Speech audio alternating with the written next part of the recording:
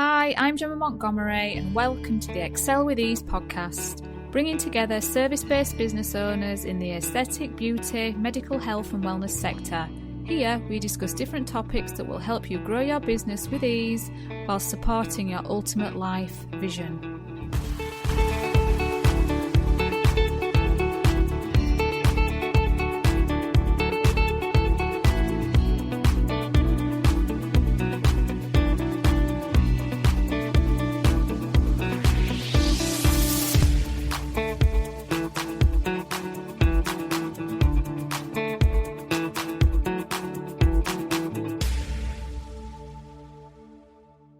Hi there, welcome to this week's podcast episode on this rainy, misty walk on the North York Moors. But as you may know by now, it's an ideal time for me to come and speak to you. So this week's podcast, your business isn't stressful, it's a problem with the mind. So many years ago, I think it was back these retreats I went on in 2017. One of them was a yoga retreat in New York and in Berlin, where I trained to be a yoga teacher.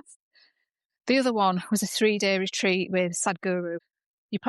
Many of you are probably familiar with Sadhguru. You'll have seen him all over the internet, but it was pretty life transforming, really. And when I attended these retreats, I wasn't in a good place mentally with the business, really. I felt like it was causing me a lot of stress, a lot of internal turmoil. There were so many times where I just wanted to give it up, run away, go back to my safe world, I guess, of the NHS and private work, where I didn't have to be responsible for providing my own income. I would just show up to work, get paid, go home, switch off, I guess, to a certain extent. It depends what role you're doing, but essentially just give up the business, the entrepreneurial world, if you want to call it that, and just go back to some kind of inner peace and inner calm. Although it never really is that, is it? So if you're listening now and you're contemplating doing your aesthetic training, or you're half in, half out, you might be still in the NHS. The other foot might be in the world of aesthetics. If you notice, you probably feel that internal pull, turmoil, whichever direction you choose. So employed work isn't without its faults either, is it? So yeah, you might turn up to work and get salary at the end of the month, paycheck. But there's the other side of it where you're giving up a certain level of freedom. You're restricted. You can be bound by red tape. Oh my gosh, Mabel's going for a rabbit. I don't know why I do these podcasts on this walk. I'm going to have to go. Oh, God, she's got it. Right, she's left it. Oh, God. So I guess what I'm trying to get at is you can put one foot back in the employed camp, and then that comes with its own struggles. Being told when you can have annual leave, having your earnings capped to a certain level, having no freedom in terms of creativity a lot of the time. So you then dip your foot into the self-employed world or entrepreneurial world. It's like, oh my God, so now I've got to be responsible for my own income. People coming through the door, bums on seats. I've got to manage my accounts. I've got to know marketing. The kind of stuff I'm getting at. The list's endless. So again, each side will have its own level of difficulty. And I guess it's just choosing what you're more tolerant of. So for me, I just knew I couldn't go back there because I've said this before many times. My core value has always been freedom. Like from a kid, I can look back and see that that's woven somewhere throughout most of my life. So I guess I was willing to take the hard that goes with self-employed, or if we view it as hard, we perceive it as hard, because I wasn't willing to compromise on my level of freedom. But that, I guess, is unique to everybody. We all have our own core values. We all have things that we value above other things. But for me, I guess I couldn't go back. I couldn't perceive life back in the employed world. Even when I worked in the NHS, I contracted. So once I left my coronary care role and I was doing private work, that suited me great because I could tell them when I was free. I didn't have to go out and get the work. The work was there, but there was still a certain capped earning level, which didn't sit well with me. But what did sit well with me is I was in charge of my time and my freedom, I guess. So sometimes that can be a nice compromise for people. But I've really gone off on a tangent there, haven't I? In a long way around. This is what happens on the walks because I've got no paper, no script. But when I did both of these retreats, I wasn't in a good place mentally. in terms of finding things hard with the business. I had two really young children at the time. boy and a girl, both 4 years apart. I was still heavily kind of grieving the loss of my grandma, who was a parent to me, but on a more of a subconscious level, really. I kind of thought I've got there and I was doing okay.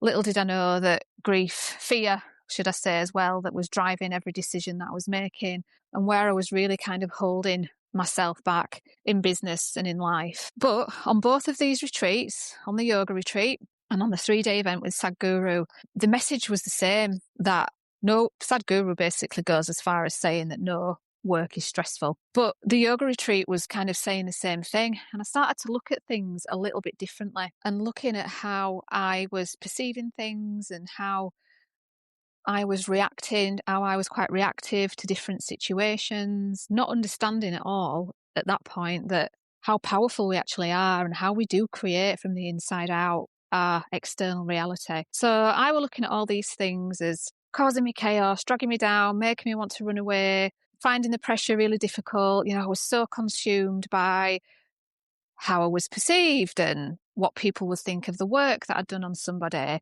Fear of judgment, that was a huge one. People pleasing, trying to meet other people's expectations at the expense of my own. Thinking that putting myself first was selfish, which is anything but. It's the actual opposite way around. Money blocks like you wouldn't believe. Limiting beliefs on what I felt was truly possible for me in terms of money, in terms of time, in terms of freedom. But what I soon discovered is the business was never the problem. It was what was going on inside of me that was the problem. It was the unregulated nervous system that was the problem.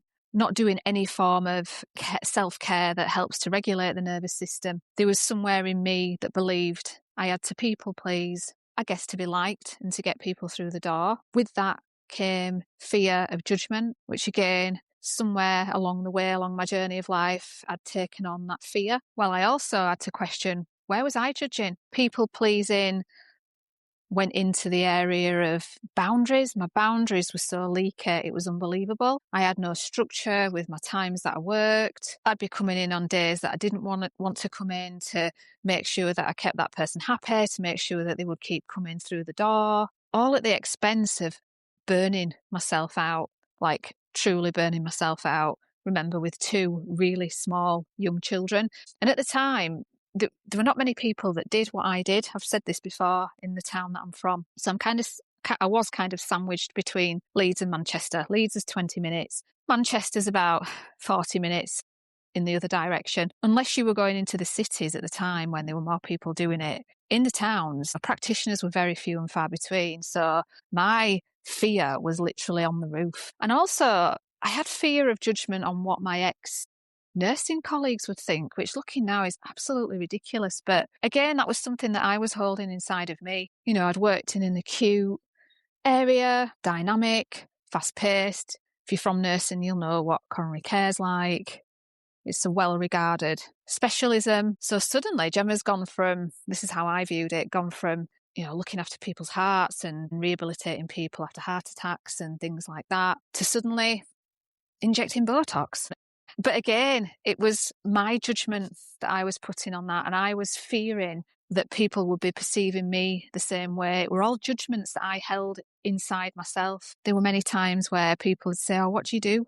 And I couldn't explain it. I'd literally curl up inside, because I would feel that they were viewing me for doing this kind of cosmetic nursing and moving away from the area that I was so known for. But I guess that's just a really small part of it. But what I'm trying to get at is every struggle that you're feeling now within your business, whether it's problematic clients, whether it's not getting clients through the door or not getting the amount of clients you want through the door, whether you're just not progressing as financially as you want to, whether you feel that you're just running yourself ragged for other people and you've got no structure. It could be numerous things, but all of those things are just a reflection of what is going on inside yourself. And I can say that with 100% certainty. So I was so overwhelmed, I literally ran away. I relocated to a rural part of Yorkshire. But in hindsight now, it was never the business that was the problem. It was me that was the problem, and all this stuff and all this baggage that I was carrying internally, which was then reflecting on the outside in the business. And once you see that, you can start to have fun with it. So instead of thinking, I'm going to give it up. That's it. It's all too much. I'm just not cut out for it. You can play with it and you can say, all right, okay, what is this showing me? What is this struggle that I'm going through now in my business showing me about me? What needs to come up to the surface? What needs to be healed? Where am I holding myself back, whether knowingly or subconsciously? If you're triggered by something by another practitioner, again, it's an invitation, it's a mirror. Okay, what is this showing me? This is showing me that I'm capable of more and I'm not stepping into my full power. If you're comparing yourself to other people, again, it's something within you that just doesn't feel enough, doesn't feel worthy, doesn't feel lovable. And this programming is literally just going on inside you all the time. And I've spoke about this so many times before in the sense that we take on these beliefs and this programming right from birth, from every experience that we go through. And I guess for me, moving rurally really helped me make that distinction between, okay, yeah, it's not the business, it's me.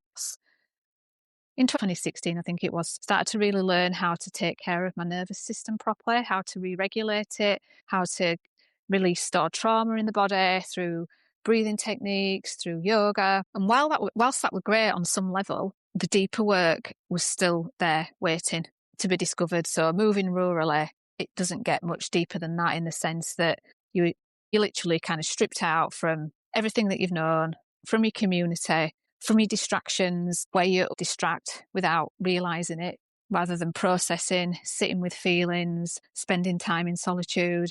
And I have spent so much time in solitude over these last 6 years, it's unbelievable. But it's actually got to a point now where it's quite addictive. And should I not get that time? So last week I went away with my mum and the kids. Whilst it was great, my mum's good fun and really nice to spend time with the kids, I could feel internally, I thought, I need some time just on my own, just to be, to sit.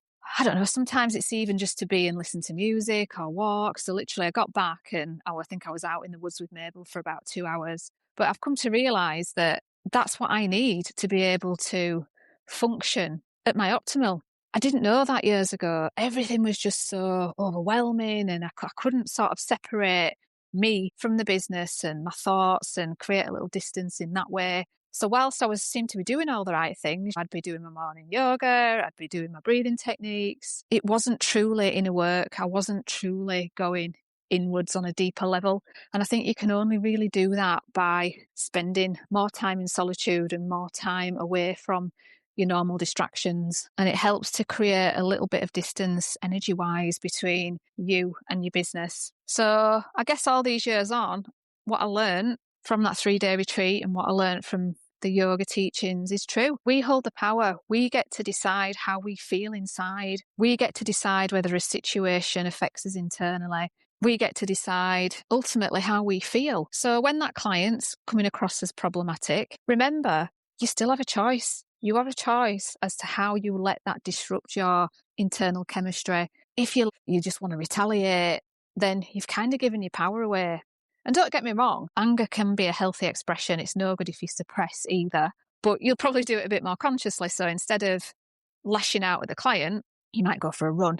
You might go upstairs and hit the pillows, I don't know, but there'll be a healthier way to unleash the anger because you'll be responding from a more conscious level rather than being so reactive to everything. And once you really kind of tune into this, you'll be aware of what scenarios really do knock you off center and what practices really help to ground you and bring you back to your center point. So play with it, start to have fun with it. If you're not meeting those financial goals or you're struggling to get clients through the door, it's time to go internal and it's time to really examine the beliefs that you're holding within yourself of what's truly possible. There might be an element of you that feels safer that way because less clients that come through the door equals less problems, equals less fear of judgment.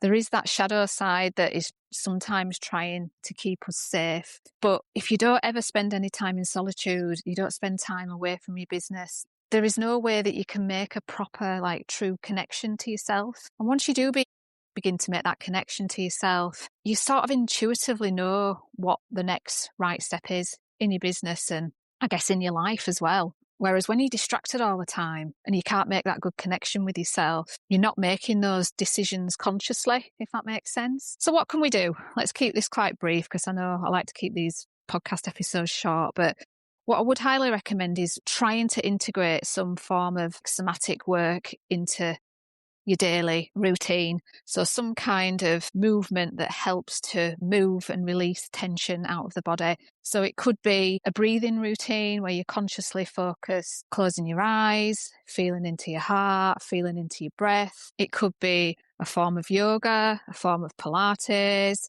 It could be walking, just any kind of movement that helps to release stored energy out of the body. Give yourself at least 5-10 minutes to close your eyes, feel into your heart center, big deep breaths, and just become aware of how you're feeling internally. Giving yourself at least 5 or 10 minutes to slow down and to really connect with yourself, with your heart center, with your middle, and just feel. No judgments, no trying to fix anything, just awareness. That's all you need. Try, if you can, to implement solitude. And whilst that might seem scary at first, you might not be used to spending time on your own or sitting on your own or going for a walk on your own. But that time in solitude is so vital, particularly I would say in nature. If you can just get out where there's more nature, so green areas, forest areas, it's also healing, it's also grounding. And you realise that you're just part of nature. It's just all you. It helps bring your body back into rhythm. And I promise you, once you get into the habit of that, it's secretly addictive because, you know that's, you just need more of that to feel yourself, make a better connection with yourself, and to essentially, I guess, feel good, which has a ripple effect then onto your business and onto your life and onto the opportunities that come your way. So that would be my key things that I would implement into my everyday life, above and beyond any business strategies. Literally, it's about you and making sure that you're taking care of yourself internally first. And then what you could do is just start with one thing. Start with something that's really getting to you, that you're really struggling on in your business at the moment. So remember, it's all going to be, the things that you're struggling usually tend to be centered around fear. So it's injection technique, fear of what somebody's going to think, fear of doing it wrong, fear of getting a complication, all this fear. That's all it is. And a lot of the time, when you've come from medical background, you're kind of programmed for fear because your whole career has been about that. It's been about staying hypervigilant. It's been about being able to predict and see where something might go wrong. For me on coronary care, it was being able to identify where that patient's going to be more at risk of going into cardiac arrest or heart failure, or, they're coming through the door in that scenario. So you're trying to take the steps to stabilize them, but it's all centered around hypervigilance and it's all centered around fear. That's how we've kind of been programmed. But our best work really is never produced in fear. There are times when fear is essential, I guess, in those emergency situations, because you literally need that tunnel vision. It might be like a soldier, I don't know, going to war. He needs that kind of tunnel vision. You might need it in that acute sector, but you're not going to be creative in those moments because life doesn't need you to be creative. It needs you to just get on with that emergency situation. But when you're looking at it from an entrepreneurial perspective, that level of fear just holds you back, because we just don't produce our best work in fear. We produce our best work when we're happy and we're relaxed, because when we're happy and relaxed, we're open. We're open to be able to see the possibilities around us. We're open to be able to see opportunities that we might not have seen when we're in that fear and tunnel vision. Our nervous system's more regulated, which means we're more in touch with ourselves. We know what we need. We make better decisions in life and in business. So your whole job really is to bring yourself out of that fear. But it can seem overwhelming at first because everything feels so fearful. It's almost like, well, where do I start? Everything just feels really, really scary. But just pick one thing. And then your job then is to go inside yourself and really ask yourself questions. You don't even need the answers straight away. You could be maybe ask yourself this question before you go into eyes closed, breathing, focusing on your heart center. But it could be a question like, show me where I'm holding this fear. Show me how I'm holding myself back. What's happened in my life that's made me take on this subconscious belief? And the answer might come to you as you go about your day. It might come to you in a couple of weeks. It might not come to you. But being aware of it and that self-inquiry is 90% of the work. You might have been an overachiever You might have had high expectations put on you from parents. There's so many things, but usually they're all external things that other people have put on us and other people's judgments that have made us internalize those fears. A big one for me, and this is quite personal, but just before I finish off, is if something was going good in life, okay, and I had like an emotional set point where I wasn't comfortable with things always being good, which sounds really strange, but it was almost like my emotional set point was I always had something that I needed to fix, something that was a problem, something that I needed to get over. I just really struggled to let myself fully receive the joy, revel in it, enjoy it, because deep down there was a part of me that didn't feel safe to do that. Now I know why, and I can relate that back to childhood, where there were a lot of times where I didn't feel safe. But had I not kind of slowed down enough to be able to see the pattern, to make a connection with myself, that awareness, I guess, would have never have come to light. And the way that my mind would work sometimes is I'd be on the cusp of change, for instance, and I would start worrying about something with health. Health anxiety was huge. And I began to see the pattern of sort of self-sabotage. And all it was, when I looked at it really black and white and logically, was there was a part of me that didn't feel safe with things being good, didn't feel safe allowing joy into my life. But again, how it links to health is events that happened way back. And then obviously what you see as a nurse and things like that, you see some really traumatic stuff depending on the nature of nursing that you're in.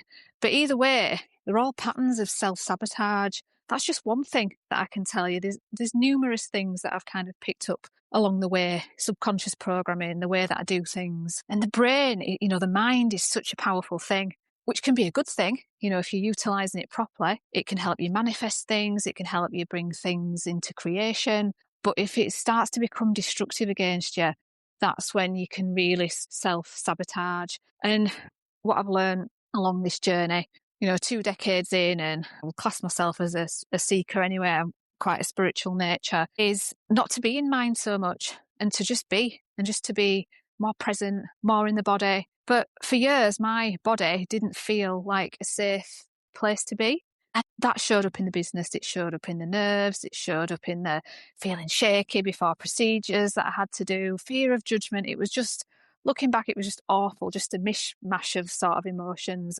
But now, I'm so many years on and I've got these really good, healthy self-care practices. I was just entangled in my thoughts, and the business was never the problem. This is what I want to finish off with. It was all the stuff that I was carrying inside that was the problem. Again, I always finish off my podcast with this message. We can talk about injection techniques, and I'm good at that. I can show you how to give beautiful, natural results. But that isn't what is going to catapult your business. That's not going to give you the success that you're looking for on your terms. Remember, everybody's definition of success is different. What's going to catapult you is all the other stuff. It's all the stuff that you're carrying inside, and bringing those to the light, healing them just by bringing them to the light. And self-awareness is how you begin to heal it. Making you the priority, prioritizing your nervous system, the regulation of your nervous system, feeling peaceful and blissful, and calm inside, prioritizing your self-care in whatever way that might be.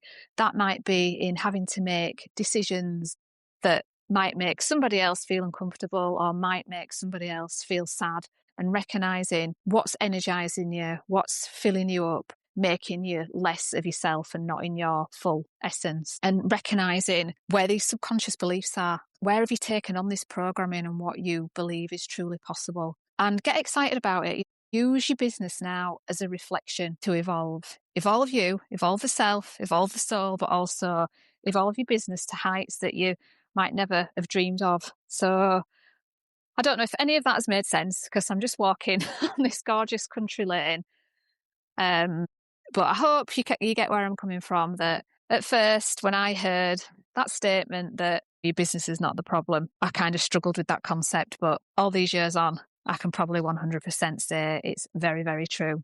We get to decide how we feel inside. So why shouldn't we choose feelings of bliss, of calm, of joy? And if things do pull us off those feelings and drag us off our centre, that's okay.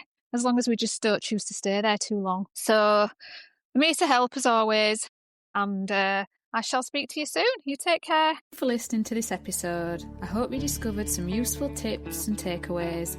Don't forget to please rate, review and subscribe, and as always, pass on to a friend who you think will find this podcast super useful.